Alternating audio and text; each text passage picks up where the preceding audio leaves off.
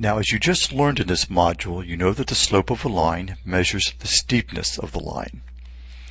And so to attach a particular number to the slope of a line, what we need to do is to pick any 2 points on the line, and let me stress it can be any 2 points, and then we want to find the ratio of the vertical change, which we call the rise, to the horizontal change, which we call the run.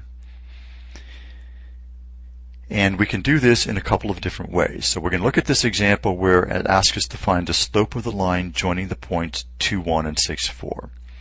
Since you're all comfortable plotting points, what I've done is to plot them, and I'm going to label the point with coordinates 6, 4, P, and the point with coordinates 2, 1, Q.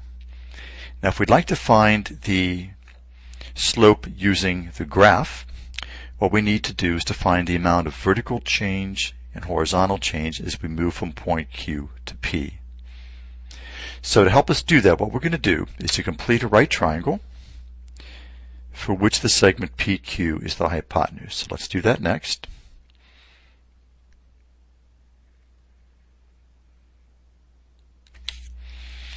I'll try to be as careful as I can here, make it accurate.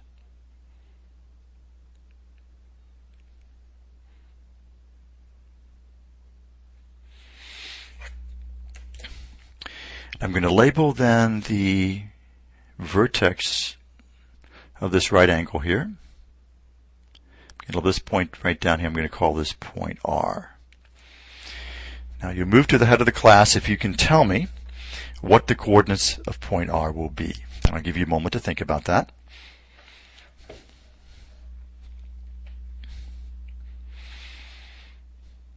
All right, did you come up with the coordinates of R being then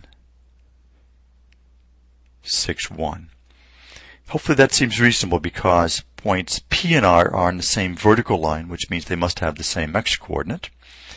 And Q and I are on the same horizontal line, which means they must have the same y-coordinate. So now we're set to go. If we want to measure the rise and the run as we move, let's say, from point Q to point P, let's first tackle the run. If we move from point Q to P, I think you'd agree that the amount of horizontal change would be simply the distance between the point Q and the point R. So then we can say here that the run will be equal to, and we can see the distance between those 2 points will then be 4 units. And then for the rise, which is the vertical change, if we were to find the vertical change as we move from Q to P, hopefully it seems reasonable that that would simply be the distance between R and P. So we can see that from the diagram then, that distance will be equal to 3 units. So then we can determine, and write over here to the left, that the slope of the line, which is the rise of 3, over the run, which is 4, is the slope of the line. So it's 3/4. Now, if we'd like to use the formula that you've seen earlier, the y2 minus y1 over x2 minus x1, the advantage of the formula is that you can find the slope connecting any 2 points without actually having to graph the line.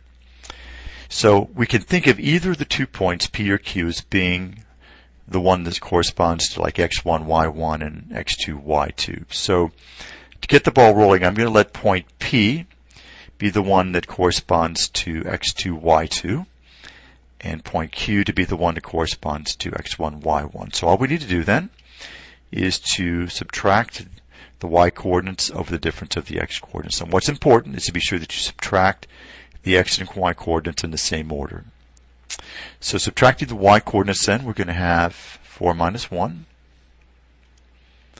Subtracting the x-coordinates, we're going to have 6 minus 2. And we can see that that will turn out then to be 3 all over 4. Now if we'd chosen to subtract in the opposite order, let's take a quick minute and look at that. We would then have 1 minus 4 all over 2 minus 6, which becomes negative 3 over negative 4, but then that will simplify to positive 3/4. And there we're done.